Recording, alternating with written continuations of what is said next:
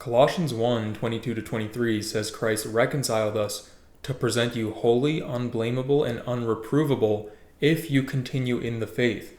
Now, many misread this as you must stay faithful to keep your eternal salvation, but that's not what the verse says. This is about their walk, not their eternal salvation.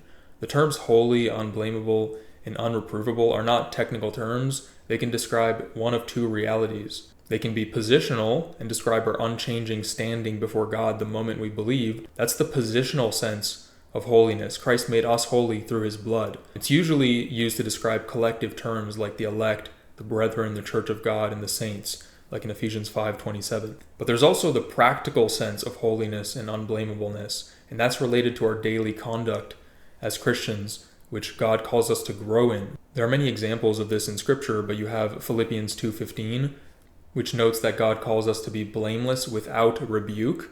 And even in Hebrews 12, it says God rebukes every son of his. That's his chastisement. So clearly that's something that happens to every son of God when they're out of line. It has nothing to do with their eternal salvation. Many other passages like 1 Peter 1:15-16 tells us to be holy in our conduct. Romans 12:1, 1 Corinthians 7:34.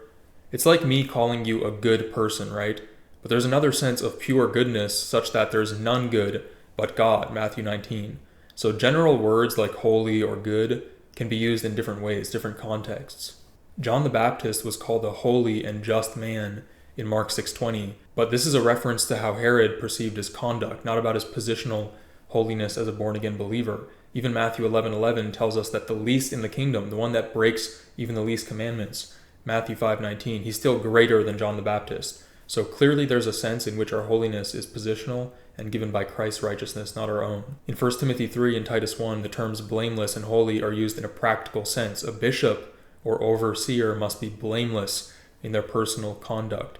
But not everyone must meet the qualifications of a bishop to go to heaven, right? So Paul's point here is very simple, and the free grace position totally agrees that you've already been reconciled, so you should remain in the faith. You should cling on to the hope of the gospel.